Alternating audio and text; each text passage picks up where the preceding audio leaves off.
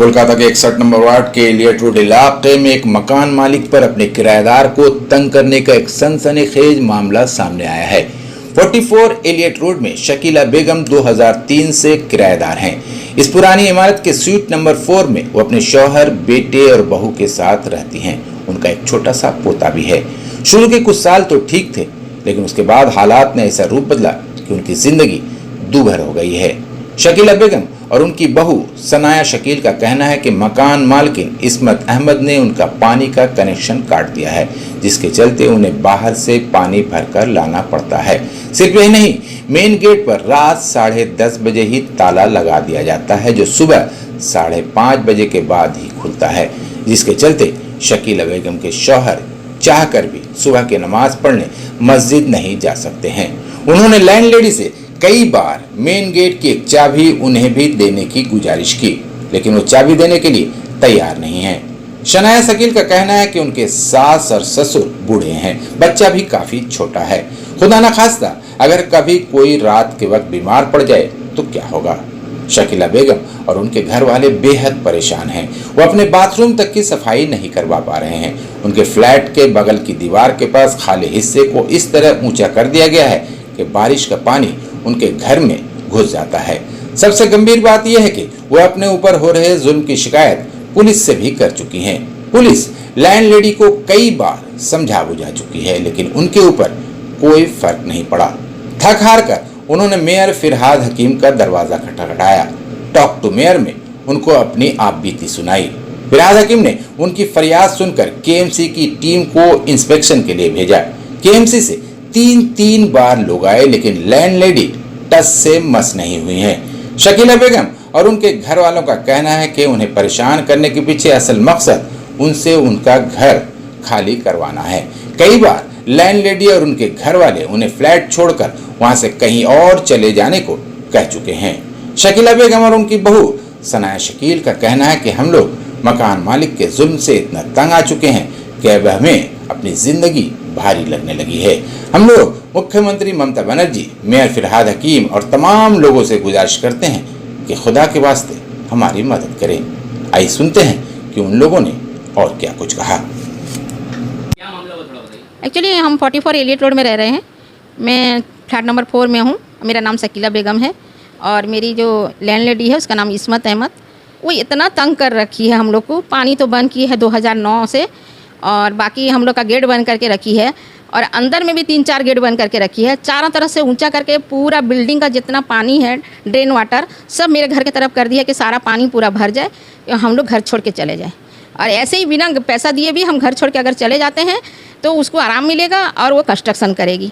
इसके हम लोग अपने चश्मेदीद देखे हैं। फ्लैट नंबर 2 मिस्टर तनखा थे, उनके घर को उन्हें दखल की है, ज़बरदस्ती करके गुंडा बदमाश ढुका के। जुम्मा का दिन था, कोई नहीं था, गेट में ताला डाल के यहाँ से दखल की है। और यही उसका बस मेन मकसद था, पानी नहीं देंगे, लाइन भी चोरी कर लेंगे, मीटर ज़्यादा आएगा, और उसके साथ साथ जितना जो कुछ कर गेट बंद करके रखेंगे।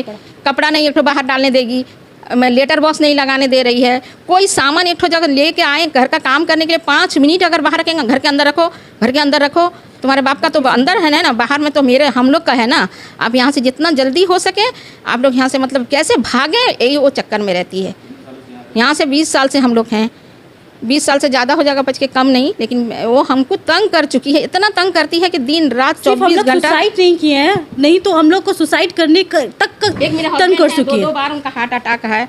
और फिर मेरा तो बच्चा का, लड़का का छोटा बच्चा है 1 साल 2-3 में 3-4 महीने का, उसको भी बाहर कैसे लेके जाएंगे। कभी बीमार हो गया, कभी मेडिसिन लाने 5 मिनट अगर मेडिसिन लाने जाएंगे तो वहाँ से आने टाइम में देखिए अगर 10:30 से 10:30 बजे 10-10:30 बजे के बाद 1 मिनट भी नहीं छोड़ती है। 10:30 बजे गेट बंद हो गया, अगर मैं अंदर हूँ तो मैं अंदर, मेरा हस्बैंड बाहर है तो वो बाहर है, वो और अंदर नहीं आ सकते। कितना बजे खुलता है सुबह? सुबह 6 बजे कभी खोलती है, कभी 6:30 बजे, कभी 5:30 बजे, ऐसा इस टाइम 7 बजे नहीं जाने देती है। हम लोग को मस्जिद का नमाज पढ़ने तक का नहीं देती है। ऐसे ईद रमज़ान चले जाता है, रमज़ान में गेट बंद रख देती है, चांद रात के दिन बंद रहता है, मतलब इस तरह से। और उनके जितने हाई रेंट टेनेंट है उन लोगों के लिए वो 24/7 सर्विस देती है। हाई रेंट जो उनको 15,000 रुपया 20,000 रुपया महीना देता है, जो उनको नया 11 महीने के लिए आता है फिर चले जाता है। उन लोग के लिए सब कुछ है, उन लोग एक कॉल करेगी तो उन लोग के लिए गेट भी खुलेगा, उन लोग को पानी भी मिलेगा, सब कुछ। उन लोग बाहर कपड़ा डाल सकती है, हम लोग बाहर कपड़ा नहीं डाल सकते हैं, हम लोग बाहर कंपाउंड में घूम नहीं सकते हैं। हम लोग का सिर्फ जो है ये, वो कहती है ये तुम्हारे लिए जिंदा कब्र है। अगर अगर इस बिल्डिंग में रहना है, यहाँ रहना है तो ये कब्र समझ लो और यहीं रहना है तुमको। चाबी के लिए वो चाबी नहीं देगी, बहुत बार मांगे चाबी के लिए। अब 1 तारीख को पूरा पुलिस थाना जितना है सब बैठ के मीटिंग हम लोग किए थे। 2000 सब नहीं कोर्ट में केस चल रहा है। और हम लोगों ने टॉक टू मेयर से बात किया पानी के लिए, वहाँ से बहुत अच्छा रिस्पांस मिला, बहुत अच्छा। विथिन अ वीक में उन लोगों ने हम लोगों को मतलब डिसीजन दे दिया, उसको पानी के लिए बोला देने के लिए। हम लोग के पास भी लेटर आया, उसको भी आया, मगर उन लोगों ने टॉक टू मेयर का भी मिसयूज़ किया। उन लोग फ़ोन करके झूठ बोलती है कि हम लोग इसको पानी देते हैं और ये लोग पानी बहा देते हैं। देखिए टाइम हो गया है 5:30, अभी का टाइम 5:30 है, पानी देने का टाइम वो सब टेनेंट को दे चुकी है। मेरे घर में पानी तो आया नहीं। हम लोग बाहर नल है, बाहर नल से पानी लेके आते हैं, यहाँ पर लाके भरते हैं। और क्या-क्या प्रॉब्लम है आप लोगों को? प्रॉब्लम ये इस घर में रहने के लिए उन लोग कोई ऐसा प्रॉब्लम जो नहीं है उन लोग नहीं देती है, हर प्रॉब्लम देखते हैं। हम लोग के साथ ये इसलिए किया जाता है कि हम लोग को निकालना है उन लोगों को। इसके पहले भी वो जो एक प्लाट नंबर 1 में भी जो रहती है मिस्टर ग्रेस हिल्लत, उनके साथ में भी 30 साल से केस चला हुआ है। ठीक है, वो भी उनका एक भांजा है आकिब, वो आता है, ये मेरे पीछे, उन लोगों का कोई कनेक्शन नहीं है, वो पीछे आके मुझे गाली देता है। उसके दामाद है शाहिद, वो आके मुझे गाली देता है। इस तरह से हम लोग लेडीज़ है, हमें और मेरी सास रहती है, मेरे हस्बैंड सुबह से जॉब में निकल जाते हैं, उन लोग आके मुझे इतना हेरेस्ट करता है, इतना हेरेस्ट करता है, मैं आपको क्या बोलूँ।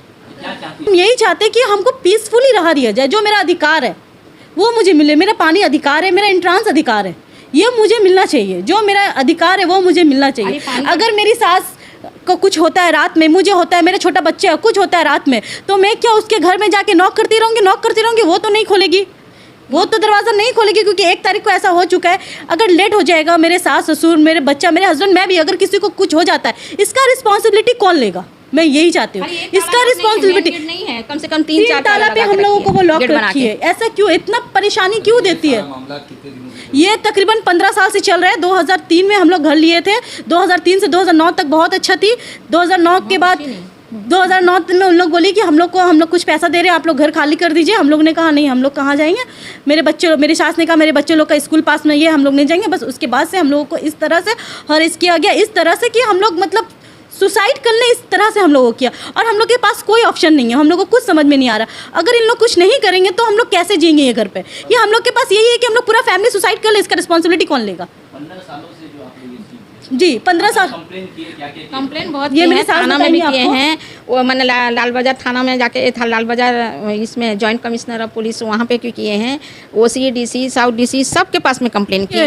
हम लोगों ने साउथ DC को दिया है, हम लोगों ने लाल बाजार थाना में दिया है, हम लोगों ने सबके पास गया, टॉक टू मेयर के पास गया है, और हम लोगों ने कॉर्पोरेशन के पास गया है, हम लोग सबके पास। मगर ये लेडी किसी का नहीं सुनती है, ये ना थाना का सुनती है, ना ये कॉर्पोरेशन का सुनती है, और ना ही ये MLA का सुनिए, हमारा जो मेयर फराद हकीम का नहीं सुनिए। उनको फ़ोन करके झूठ बोल रही है कि हम पानी देते हैं, वो उनको भी, वो सब कुछ इनके पैर के नीचे है। ये किसी का नहीं सुनने वाली है, किसी का भी नहीं सुने। हर वक्त होती है मेरा कोई नहीं है, हम लेडी है, हम 3 लेडी है। आप 3 लेडी है तो आपका दामाद है, आपका 2 दामाद यहाँ रहता है, आपका भांजा रहता है, और आपका बहन रहती है, पूरा फैमिली भर के रहती है। और इन लोग बोलते हैं कि हम लोग 2 लेडी है, हम लोग 2 लेडी है। ना मेरे लड़का को 2009 में इसके पापा नहीं थे, हज में गए हुए थे, इतना मारी है गेट में पकड़ के कि उसको सुला के 20-20 लड़का को चढ़ा के उसको पिटाई है। तो एक 15 साल से जिसको झेल रहे, काउंसिलर, MLA, मेयर सबके पास अब चलेंगे। अब आप लोग क्या चाहते हैं? अब मुझे ममता बनर्जी से ये है दरखास्त कि वो हमारा मदद करें। हम लोग बहुत परेशान हैं, हमको घर से निकाले नहीं,